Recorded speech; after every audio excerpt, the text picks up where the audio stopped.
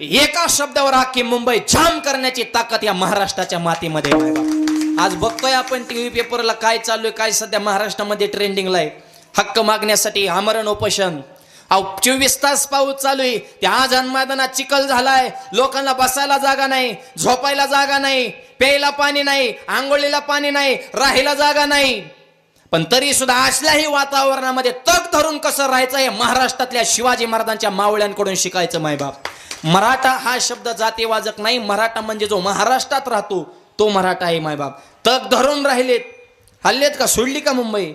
आणि सरकार विरोधात काम करतंय, हॉटेल बंद केले. पण माझी एकच विनंती, तुम्ही हॉटेल थांबवू शकता पण महाराष्ट्रातल्या माता माऊल्यांचे हात थांबवू शकत नाही. लाखोनी भाकरी पोच झाल्या मुंबईमध्ये मायबाप. ही स्त्रियांची ताकद सामान्य का? एक दिवस हाल झाले तर हजारोनं लाखोनं मायबाप लोकांची तिकडं रांग लागली.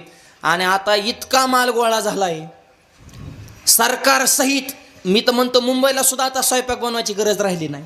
इकडून ज्या भाकरी गेल्यात, चपात्या, ठ्याचा, लोणचं, मुंबई सुद्धा म्हणेन आता पनीर मसाला वगैरे लई खाल्लं बघ त्यांनी, बोर झालं. आता ही ठेच्यावर जरा ताव हाणाव, म्हणजे त्यांना सुद्धा पोचण्याची ताकद ही महाराष्ट्रातल्या मातीमध्ये आहे. आणि एक वाक्य सांगतो, एखाद्यानं एखादा लढा निर्माण करणं, समाजाला सगळ्यांना सोबत घेणं, एका शब्दासाठी एवढा समाज गोळा करणं ही काय बोलायची गोष्ट नाही. विडवलं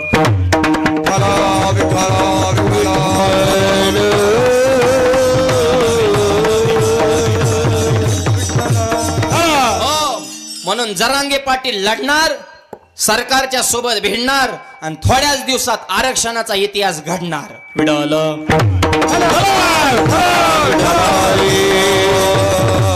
आणि हा जातीवाद नाही, सगळ्यांना सोबत घेऊन सगळ्या समाजाला सगळ्यांचा पाठिंबा आहे. मुस्लिम शिवाजी महाराजांच्या विचारांना पेटून उठलेला आधुनिक काळातला मावळा म्हणजे संघर्ष योद्धा मनोज जरांगे पाटील.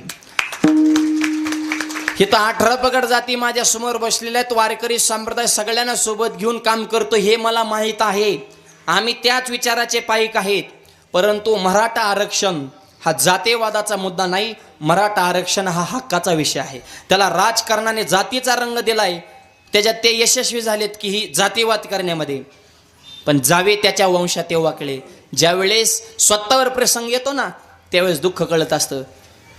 आमच्या गावातल्या कित्येक घटना अशा, माझा क्लासमेट होता मायबाप, पण 2% गेला मायबाप. आज शेवटी गाया मागं जायची वेळ आली. रोड तो टचाटचा, मार्क आहे, टक्केवारी आहे, गुणवत आहे, पण 2% जर माणूस जात असेल तर आयुष्यभर त्याच्या डोळ्यात पाणी आहे. आणि त्याच्या आईबापानं हाडाची काढ करून ह्याची शाळा MPSCची परीक्षा द्यायला लावली होती. पण 2% जर पोरं जात असतील ते हे लोकांना वाटतं हे जातीवाद. जातीवादाचा हा विषयच नाही हो. एखाद्याने एकाचा हक्क मागणं ह्याच्यात जात आलेच कुठं, हे प्रत्येकानं लक्षात घेतलं पाहिजे.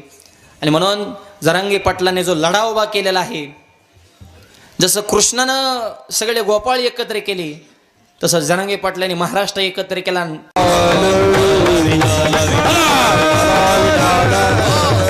आणि म्हणून संघटन, तुमच्या एका शब्दावर लाखो समाज एकत्र झाला पाहिजे. तुम्ही निघाले की तुमच्या माग माणसं आली पाहिजेत. हे कृष्णाने केले, गोपाळ एकत्र केले, त्याच्याशिवाय क्रांती होत नाही. एकटा माणूस काहीच करू शकत नाही. सगळ्यांना सोबत घेता आलं पाहिजे. आणि तुमच्यात प्रामाणिकपणा, निष्ठा असेल तर तुमच्या शब्दासाठी लोक जीव द्यायला सुद्धा तयार होतात. हे महाराष्ट्र उघड्या डोळ्याने पाहतोय. प्रामाणिकपणा, निष्ठा. तसं भगवान श्रीकृष्ण गोपाळांची मीटिंग घेतली. इकडे या, पोटभर पाहिजे का, मग माझ्या मागं या. याल तरी या रे लागे, अवघे माझ्या मागे मागे. तुम्हाला पोटभर देतो, फक्त तुम्ही कालवा करायचा नाही. मी सांगतो तसं शांत पद्धतीने चाला. आज देतो पोटभरी, पोटभर तुमचा निकालच लावतो म्हणले, पुरे म्हणाल तोरी. पण नियम लक्षात ठेवा, हळूहळू भांडणं, दंगा दंगल करायची नाही, कोणी कोणाशी न बोला. आपण उपोषणाचं शस्त्र काढलेला म्हणले तेवढ्यावरच आज देतो पोटभरी, पुरे म्हणाल तर शांत राहायचं. तसं हे कृष्णाचं सांगतोय बरं का. आणि मग कृष्णाने सगळ्या गोपाळांना एकत्र घेतलं, साहित्य गोळा केलं. म्हणजे बारकाले खडे घ्या. खडे कशाला, असं वर